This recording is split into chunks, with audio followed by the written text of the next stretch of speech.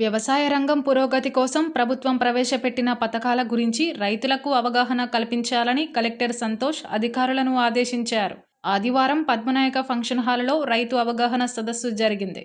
ఈ సదస్సుకు ఎమ్మెల్యే కొక్కిరాల ప్రేమ్సాగర్రావు ప్రత్యేక అతిథిగా హాజరయ్యారు. ఈ సందర్భంగా కలెక్టర్ వ్యవసాయ, బ్యాంకు, హార్టికల్చర్ అధికారులు రైతులను ఉద్దేశించి మాట్లాడారు. బ్యాంకు అధికారులు రుణాల కోసం వచ్చే రైతులను ఇబ్బందులకు గురి చేయవద్దని కోరారు. మంచిర్యాల నియోజకవర్గంలోని రైతులు 3 పంటలు వేసే దిశగా ఆలోచన చేయాలని, అందుకు అధికారులు సహకారం, ప్రోత్సాహం అందించాలని ఎమ్మెల్యే కొక్కిరాల ప్రేమ్సాగర్రావు అన్నారు. సాగునీరు అందుబాటులో ఉన్నందున రైతులు వరి, కూరగాయలు, ఇతర లాభాల పంటలు వేసి ఆర్థికంగా ఎదగాలని ఆయన కోరారు. మహారాష్ట్ర, కర్ణాటక నుంచి కూరగాయలు మంచిర్యాలకు దిగుమతి అవుతున్నాయని అన్నారు. ఈ ప్రాంతంలో కూరగాయలు పండిస్తే లాభసాటిగా ఉంటుందని తెలిపారు. అలాగే పాడి పంటలు వృద్ధి చేయాలని సూచించారు. పాడి ద్వారా పాల ఉత్పత్తి పెంచాలని ఆయన కోరారు. రైతులకు అన్ని విధాలుగా సహకారం అందిస్తానని అన్నారు. వ్యవసాయ రంగం అభివృద్ధి తన లక్ష్యమని అన్నారు. సదస్సులో రైతులు ఏర్పాటు చేసిన స్టాల్స్ ను ఆయన సందర్శించారు. ఈ కార్యక్రమంలో అదనపు కలెక్టర్ రాహుల్, జిల్లా కాంగ్రెస్ కమిటీ అధ్యక్షురాలు కొక్కిరాల సురేఖ, బీజేపీ సీనియర్ నాయకుడు గోనె శ్యామ్ సుందర్రావు పాల్గొన్నారు.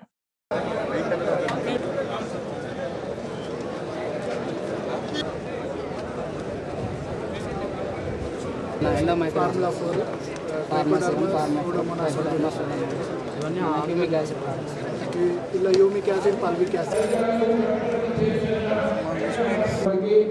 మరియు జిల్లా కలెక్టర్ వివిధ శాఖల నుంచి వచ్చిన అధికారులందరికీ మరియు రైతులకు పేరు పేరున ధన్యవాదాలు తెలియజేసుకుంటున్నాము.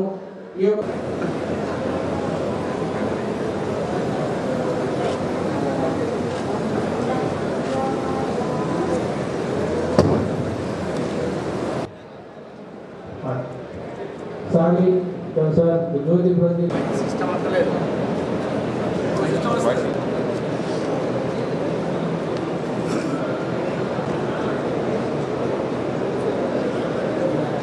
నాకు మంచిర్యాల కాన్స్టిట్యూన్సీ అయితే దాదాపు 80,000 ఎకరాల నుంచి 50,000కి వచ్చింది. మొత్తం ఎక్కడ రోడెంబడి ఎక్కడ అక్కడ లేఅవుట్లు ప్లాట్లు చేసేసింది. ఎక్కడ అక్కడ మిగిలిన 50,000 ఎకరాలు ఇక్కడ కాపాడుకోకపోతే ఇక మళ్ళీ మేము ఇదివరకు ఎప్పుడు మా చిన్నప్పుడు చూసినాం, ఇక్కడ నుంచి బియ్యం అక్కడ పోయి ఆదిలాబాద్, ఆసిఫాబాద్ అమ్ముకున్నాం. ఇక రేపు మేము మళ్ళీ బియ్యం కొనుక్కునే పరిస్థితి వస్తుంది. కాబట్టి అటువంటి పరిస్థితి రాకుండా ఈ 50,000 ఎకరాలను కాపాడుకునే అవసరం ఉంది. కాబట్టి తప్పకుండా మీ అందరి అధికారుల సహకారం అవసరం ఉంది. రైతుకు ఒక నార్మల్ కన్వెన్షన్ ట్రెడిషనల్ వ్యవసాయం ద్వారా కాకుండా ఇంతకుముందు మిత్రుడు చెప్పినట్టు ఇంటిగ్రేటెడ్ వ్యవసాయం చేస్తే తప్పితే సాధ్యం కాదు. ఇక్కడ సంబంధించిన మటుకు సరే ఈ ఒక్క వర్షాకాలం విడిచిపెట్టండి, ఈ తర్వాత నెక్స్ట్ దానికి ఈ నెక్స్ట్ రబీ కల్చర్ కొంత ఇంప్రూవ్ చేస్తాం. మళ్ళీ వర్షాకాలానికి ఖచ్చితంగా మీరు చేసుకోగలిగితే రైతులకు మీరు సరైన గైడెన్స్ చేసుకోగలిగితే 3 పంటలు తీసే సౌకర్యం ఉన్నది. ఎందుకంటే మంచిర్యాల ఇది పొటెన్షియల్ ప్లేస్. ఇక్కడికి డైలీ 25 లారీల కూరగాయలు హైదరాబాద్ నుంచి వస్తున్నాయి. హైదరాబాద్ పండాయి, మహారాష్ట్రలో పండుతాయి, లేకపోతే కర్ణాటక ఈ పక్క ప్రాంతం యాదగిరి ఆ ఏరియాలో పండుతాయి, లేకపోతే కర్నూలు ఆ ఏరియా నుంచి రోజు 25 లారీలు అంటే మినిమం 450 టన్నులు లేకపోతే 500 టన్నుల కూరగాయలు ఇక్కడికి మంచిర్యాలకు వస్తాయి. అంటే కర్ణాటక వాళ్ళు వచ్చి, మహారాష్ట్రలో వచ్చి ఇక్కడ కూరగాయలు అమ్ముకుంటారు. మన రైతులు మన కూరగాయలు వండేయలేము. అదొకటి చెప్పేది. రైతుకు మల్టిపుల్ ఇన్కమ్ వస్తే తప్పితే రైతు ప్రశాంతంగా సంతోషంగా బతికే పరిస్థితి లేదు. దానికి ఫస్ట్ క్రాప్ ప్యాడీ తప్పదు, అది వేసుకుంటారు. దాన్ని కరెక్ట్ ఫార్ములేట్ చేసి paddy first crop, second crop ఖచ్చితంగా అగ్రికల్చర్ డిపార్ట్మెంట్ కానీ సరే కొంత ఇబ్బంది పడ్డా బెదిరించినా ఏం చేసినా నేను కూడా మీతో పడి ఉంటాను. Second crop letter go for the commercial crop, either pulses or anything. Time line ఉంటుంది మనకు.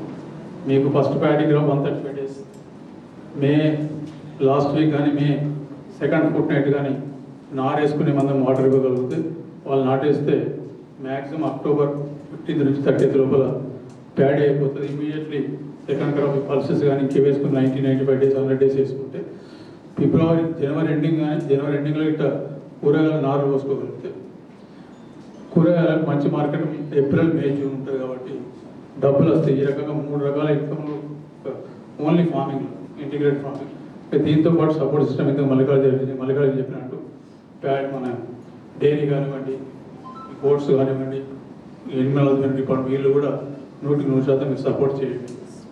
ఇంతకుముందు చెప్పిన వారు ప్రతి ఇంటికి ఒక 2 బర్రెలు కానీ లేకపోతే ఆవులు కానీ ఇప్పుడు మన కాన్స్టిట్యూన్సీలో దాదాపు 25 నుంచి 28 లీటర్ల పాలు వస్తున్నాయి. నా లక్ష్యం ఒక్కటి, మీ అందరూ సహకరిస్తే వచ్చే డిసెంబర్ 31 నాటికి 5 లక్షల లీటర్లు కావాలి. సో ఈ రకంగా అంటే మల్టిప్లై చేస్తే తప్పితే ఫార్మర్స్ వ్యవసాయం చేసే పరిస్థితి లేదు, అది చేయరు. దాంతో ఏమైందంటే అందరూ వచ్చి పట్టణాన్ని బట్టి ఉద్యోగాలు ఇచ్చే పరిస్థితి ప్రభుత్వాలకు వరకు లేదు. ఎక్కడెక్కడ ఇన్కమ్ అనేది అన్ని సోర్సులకి వచ్చినప్పుడే జీడిపి పెరుగుతుంది. దాన్ని బట్టి మాకు అన్ని డిపార్ట్మెంట్స్ కూడా మాట్లాడడం జరిగింది. మనకి అగ్రికల్చర్ కావచ్చు, హార్టికల్చర్ కావచ్చు, వెటర్నరీ కావచ్చు, వాళ్ళ సైడ్ నుంచి ఏమేమి స్కీమ్స్ ఉన్నాయి, వాళ్ళ సైడ్ నుంచి ఫార్మర్స్కి ఏమేమి అవైలబుల్ స్కీమ్స్ ఉన్నాయి, అవి చేసుకుంటే ఎట్లా లాభం పొందుతుంది, మనం ఇప్పుడు సమీకృత వ్యవసాయం చేసుకున్నాం, సేంద్రియ వ్యవసాయం చేసుకున్నాం, ఏ రకంగా అభివృద్ధి చెందుతాం, ఏ రకంగా మనకి లాభాలు వస్తాయి అనేది అన్నీ చెప్పడం జరిగింది. అట్లానే ఇంకో సైడ్ మాట్లాడినప్పుడు మనం చెప్పిందంతా కూడా ఫీల్డ్ లెవెల్లో ఎంతవరకు ఇంప్లిమెంట్ అవుతుంది, ఫీల్డ్ లెవెల్లో వాళ్ళకి ఎంతవరకు అవగాహన ఉన్నది అనేది ఒక పాయింట్ కూడా మెన్షన్ చేయడం జరిగింది. సో కాబట్టి అందరు ఆఫీసర్స్ మనకి అన్ని రకాలుగా స్కీమ్స్ ఉన్నాయి. ఫార్మర్స్కి మనం సమీకృత వ్యవసాయం చేసిన, సేంద్రియ వ్యవసాయం చేసిన ఇనిషియల్గా కొంచెము ఇది ఉన్నా కూడా ఫర్దర్గా దాంట్లో నుంచి మంచి లాభాలు, మా సైడ్ నుంచి కూడా ఆ మార్కెటింగ్కి ఏదైతే ఇబ్బందులు ఉన్నాయో ఆ మార్కెటింగ్ సైడ్ నుంచి కూడా మేము కూడా ఇంప్రూవ్ చేస్తాం, సో దట్ వాళ్ళకి లాభాలు పెరిగేటట్టు. కాబట్టి అందరూ వెటర్నరీ ఆఫీసర్ కావచ్చు, అగ్రికల్చర్ ఆఫీసర్ కావచ్చు, హార్టికల్చర్ ఆఫీసర్స్ కావచ్చు, మన సైడ్ నుంచి మనము కొంత అవేర్నెస్ యాక్టివిటీస్ కొంత పెంచుకోవాలి. వాళ్ళకి ఏమేమి స్కీమ్స్ ఉన్నాయి, ఏమేమి యాక్టివిటీస్ ఉన్నాయి, అది ఖచ్చితంగా మనం చేసుకుందాం. ఇంకొకటి, అందరు బ్యాంకర్స్ ఉన్నారు. సో బ్యాంకర్స్కి కూడా ఒకటే రిక్వెస్ట్ ఏంటిదంటే, ఫార్మర్స్ మన దగ్గరికి వచ్చినప్పుడు ఇంతకుముందు మాట్లాడినట్టు వాళ్ళకి మ్యాక్సిమం రెస్పెక్ట్ ఇచ్చేసి వాళ్ళు ఏం ఆడుతున్నారో వాళ్ళకి సపోర్ట్ చేసి, కొన్నిసార్లు వాళ్ళకి డిఫరెంట్ ఫీలింగ్ వస్తుంది. ఏంటంటే నువ్వు తర్వాత చూద్దాము, ఎంత ఉంది, పాస్బుక్ ఉందా, ఇది లేదు, అట్లా కాకుండా బ్యాంకర్స్ అందరు కూడా ఈ ఫార్మర్స్కి అందరికీ 100% సపోర్ట్ ఇవ్వాలి. మేము కూడా మా సైడ్ నుంచి ఒక ఓన్లీ బ్యాంకర్స్తోని రివ్యూ తీసుకొని ఎక్కడెక్కడ ఏ ఇబ్బందులు ఉన్నాయి, మీ సైడ్ నుంచి ఎన్పిఏ సైడ్ కావచ్చు, అది కావచ్చు, కొంచెం ఎఫర్ట్ మేము కూడా పెట్టడానికి ట్రై చేస్తాం, సో దట్ కొంత ఎన్పిఏ తగ్గడానికి. కాబట్టి మీ సైడ్ నుంచి 100% ఫార్మర్స్కి సపోర్ట్ ఇచ్చేటట్టు చేయాలి. మేము కూడా డిస్ట్రిక్ట్ అడ్మినిస్ట్రేషన్ నుంచి కంటిన్యూస్ రివ్యూస్ తీసుకొని ఫార్మర్స్ ఎక్కడెక్కడ ఇబ్బందులు ఉన్నాయో తెలుసుకొని అవి కూడా రెక్టిఫై చేసుకోవడానికి అన్ని రకాలుగా చర్యలు తీసుకుంటాం. So thank you. రాబోయే పార్లమెంటు ఎన్నికల్లో తెలంగాణలో బీజేపీ అభ్యర్థులు జయకేతనం ఎగరవేస్తారని బీజేపీ జిల్లా అధ్యక్షుడు వెరబెల్లి రఘునాథరావు ధీమా వ్యక్తం చేశారు. ఆదివారం బీజేపీ పదాధికారుల సమావేశం అనంతరం మీడియా సమావేశంలో రఘునాథరావు మాట్లాడుతూ, కేంద్రంలో 3వసారి నరేంద్ర మోడీ ప్రధానమంత్రిగా బాధ్యతలు స్వీకరించడం ఖాయమని అన్నారు. దేశమంతా బీజేపీ అధికారంలోకి రావాలని ఆకాంక్షిస్తున్నారని తెలిపారు. అన్ని రాష్ట్రాలలో కాంగ్రెస్ పతనమైందని, కేంద్రంలో అధికారంలోకి రావడం కల్లా అని అన్నారు. రాముడు లేడు అంటూ అయోధ్య ప్రాణప్రతిష్ఠ పండుగను బహిష్కరించారని, అలాంటి పార్టీకి ప్రజలు ఓట్లు ఎలా వేస్తారని ఆయన ప్రశ్నించారు. పెద్దపల్లి పార్లమెంటు స్థానాన్ని బీజేపీ కైవసం చేసుకుంటుందని ఆయన జోస్యం చెప్పారు. ఈ సమావేశంలో బీజేపీ నేతలు నగునూరి వెంకటేశ్వర్లు, నరేష్ జైన్, దుర్గం అశోక్, ఇతర నేతలు పాల్గొన్నారు. 7 విడతలలో జరుగుతుంది. మే చివరి వస్తే దాదాపు అందరూ కూడా డిసైడ్ అయ్యారు. ఢిల్లీ నుంచి గల్లీ వరకు భారతీయ జనతా పార్టీ నరేంద్ర మోదీ గారి నాయకత్వంలో 3వసారి ప్రభుత్వాన్ని ఏర్పాటు చేయాలని ప్రజలందరూ కూడా కోరుకుంటారు.